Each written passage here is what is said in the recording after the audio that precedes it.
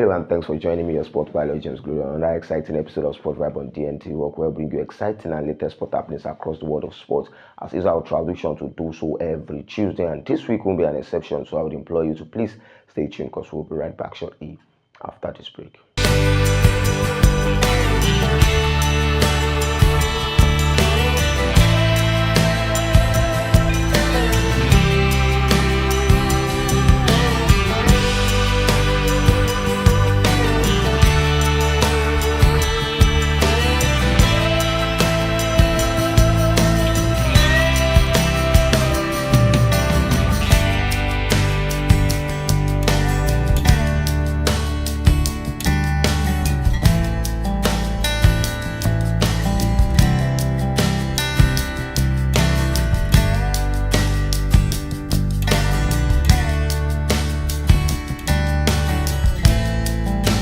JK Royal Signatures, a blend of African fabric. Welcome back. An interesting weekend we had in the world of football, starting from the English Premier League. We're talking about Arsenal Football Club, who are in the title race, and of course they were able to get a win against the relegation struggling side Wolverhampton. But you remember that the goals scored against Arsenal were goals from the Wolverhampton players, and Arsenal were eventually able to win that game 2-1, where we saw Tolu Alokodade scoring his first goal for Wolverhampton in the Premier League. Though Wolverhampton are struggling in the Premier League right now, but they were able to put up a fight against Arsenal Football Club, who appears to be the most informed side in the Premier League and particularly across Europe, as they remain unbeaten in the UEFA Champions League, and they are sitting at the top of the table in the Premier League. But Wolverhampton's players were the ones that scored the 3 goals in the encounter between them and Arsenal Football Club, while Arsenal were able to get the maximum points. We saw Bukayo Saka getting back to his form, as he was the shining star in that particular encounter against Wolverhampton, and this shows the intensity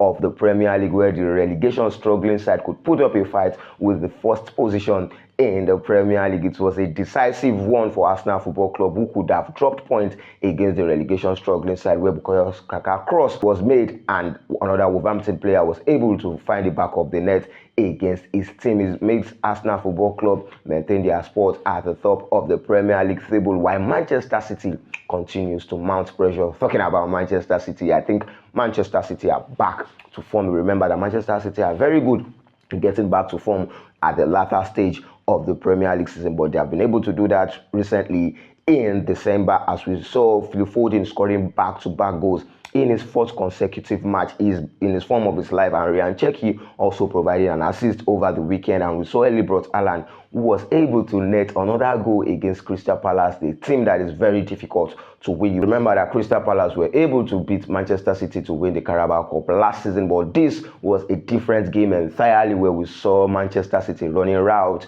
against Crystal Palace, scoring 3-0, and the Oliver Glasner side couldn't get a goal against Manchester City. It was an interesting one for Manchester City to continue to mount pressure on Arsenal Football Club, and taking nothing away from Aston Villa over the weekend. Also, they were able to get a crucial 3 points in the Premier League, also as they sit in the 3rd position. This makes it their 9th win in a row under Unai Emery.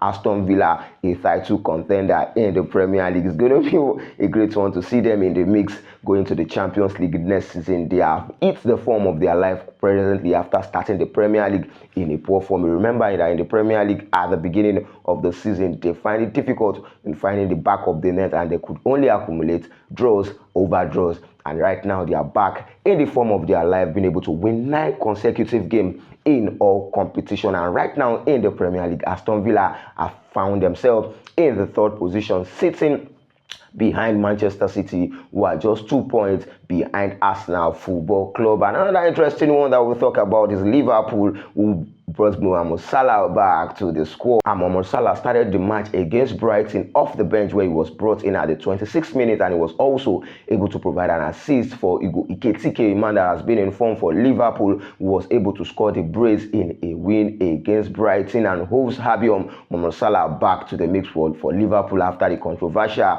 interview that he granted against his manager Anslot. And I think the pressure of an Anslot is over right now for a while, as he has been able to get Mo Salah into the starting lineup. And Mo Salah was not just in the starting lineup, like I said, he was able to provide an assist, and this makes him the highest player in the Premier League for one club to be able to make goal and assist contribution in the Premier League record. Mo Salah is definitely one of the greatest wingers. When you talk about the Premier League, you can argue all you like, but you can take nothing away from the Egyptian king Mo Salah and what he has done for Liverpool. He remains a legend from the club. Whatever result or whatever would be the outcome between Mo Salah and Liverpool, you would always remember the Egyptian as one of the legends in the Premier League. And quickly, let's go on a very short break, and when we're right back, we continue from where we stop.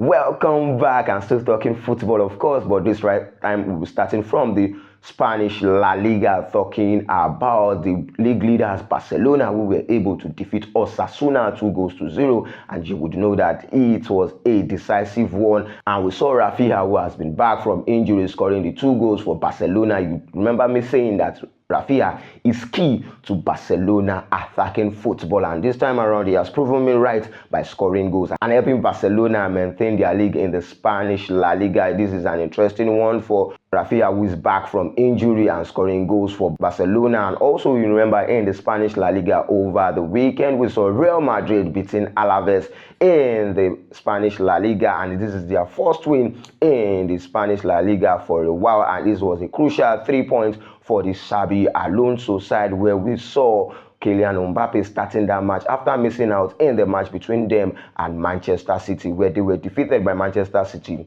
2-1, although Real Madrid were the first to score a goal in the UEFA Champions League against Manchester City, where we saw Kylian Mbappe not playing in that particular match, but over the weekend he was able to score the opener for Real Madrid, and we saw Rodrigo being able to score his first Spanish La Liga goal in over 11 months for Real Madrid. That man is in the form of his life, because you can imagine someone scoring a goal over the weekend against Manchester City and also scoring a goal against Deportivo Alaves over the weekend, and he has not been having so many game time under his belt, but he has been able to find the back of the net twice for Real Madrid. Is this a point where we see Xabi Alonso starting Rodrigo over and over again? We know that Vinicius Jr. has been playing games, but he has found it difficult to find back of the net in the Spanish La Liga and in every other competition that he has participated this season. So should Rodrigo be starting ahead of Vinicius Jr., or should Rodrigo maintain his spot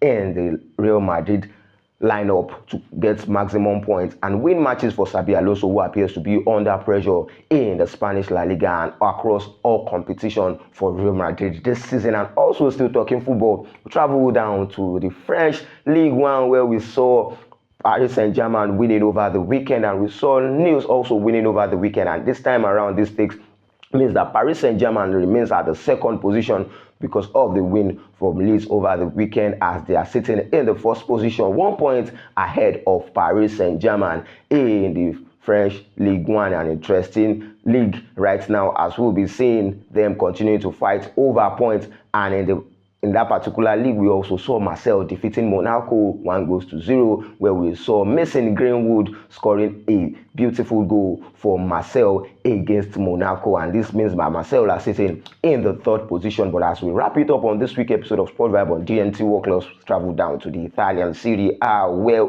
AC Milan couldn't get a win against Sassuolo, and this means that they are forfeited their lead in this Serie A this season. And we also saw Inter Milan winning their game against Girona, as this means that they are sitting at the top of the Italian Serie A. And we also saw Napoli dropping points to Udinese in the Italian Serie A. A sad one for Napoli, who could have won that game and cemented their place at the top of the Italian Serie A. But all thanks to Inter Milan, who were able to take the advantage of the slip of AC Milan.